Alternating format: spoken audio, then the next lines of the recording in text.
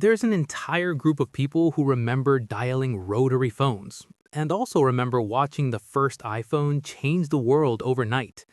Psychologists and sociologists still struggle to decide exactly where they belong. If you were born between 1976 and 1985, you sit at the tail end of Generation X, but you don't fully feel like Gen X. At the same time, you're often labeled a millennial, even though that label never quite fits either. Around 2014, researchers began using a different term, Xennials, a microgeneration shaped by a very narrow window of history, a moment when the world didn't just evolve, it transformed. And what happened during that transition created something psychologically unique. Today, we're exploring why.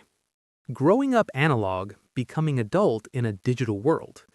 Your childhood existed in an analog reality. Boredom wasn't a problem to fix, it was something you simply sat with. You memorized phone numbers because you had to. If you missed your favorite TV show, it was gone forever.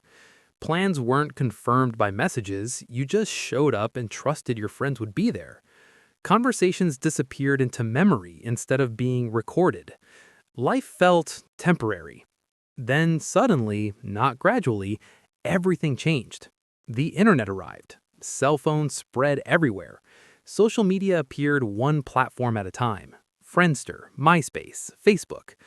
Within a few short years, the rules of communication completely rewrote themselves. Most generations grow up inside one technological reality. Xennials lived through two, right during the years when identity is still forming. Why timing matters psychologically.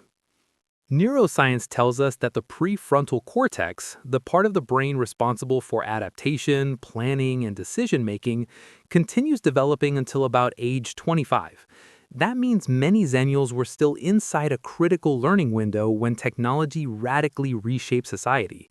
You were young enough to adapt easily, but old enough to remember life before it. This created something rare, a kind of psychological bilingualism. You can sit through a face-to-face conversation without constantly checking your phone, yet learning new technology doesn't intimidate you. You remember being unreachable for hours and being okay with it. At the same time, you understand digital life instinctively. Few generations can genuinely claim both. A different relationship with privacy and memory.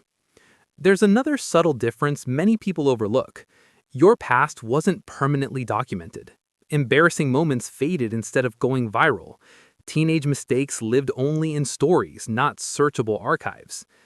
Psychologists studying autobiographical memory show that human memory naturally edits itself over time. We reshape experiences, soften pain, and keep meaning while letting details disappear. But permanent digital records interrupt that process. Xennials grew up during the final era when memories were allowed to evolve instead of being frozen forever. And that changes how you relate to your own history. Your past feels lived, not preserved. Then came the economic shock. Just as many Xennials entered adulthood, another defining event arrived, the 2008 financial crisis. Right when careers were supposed to begin, stability collapsed. Research shows that economic instability during early adulthood leads lasting psychological effects. People who experience financial uncertainty during this stage often develop deeper caution around risk, security, and long-term planning. So this generation learned two powerful lessons at once: adapt quickly and never assume stability is permanent. You became flexible, but also quietly vigilant. Even when life improves, part of you still wonders, what if everything changes again? Living between two mindsets. Generational conversations often oversimplify history. They compare Gen X and Millennials as if everyone fits neatly into one category, but Xennials exist in between. You grew up with independence typical of Gen X. Parents didn't always know where you were, and that was normal. You learned self-reliance early. Yet you also entered adulthood during the optimistic early internet era, when technology promised connection and opportunity. This created an unusual balance: independent but collaborative, skeptical yet hopeful, analog in values, digital in skills. You learned to hold contradictions comfortably. What was gained and what was lost? Because you remember both worlds, you can see trade-offs more clearly.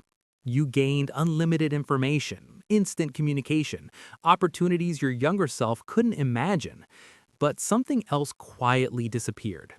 The ability to be unreachable without effort, the patience learned through waiting, the deep presence that existed before constant notifications competed for attention. You appreciate modern convenience, but you also remember what silence felt like. The feeling of not quite belonging. Many Xennials describe a strange experience. Too young to fully relate to older generations, too old to completely identify with younger ones, caught between eras. But that in-between feeling isn't a weakness. It's actually the defining feature of your generation. You became fluent in transition itself. And in a world that keeps changing faster than anyone predicts, that may be one of the most valuable skills a person can have. The hidden strength of the Xennial experience. You learned something history rarely teaches directly. The environment you grow up in does not have to be the one you live in forever. You adapted without completely losing who you were. Not because your generation is superior, but because you experienced a rare moment when the world shifted beneath your feet, and you learned how to adjust while staying grounded. And maybe that's the real lesson. How to evolve without forgetting yourself. If this resonated with you, consider subscribing. And if you enjoy deep psychological explorations like this, there are more videos waiting that continue the conversation. I'll see you in the next one.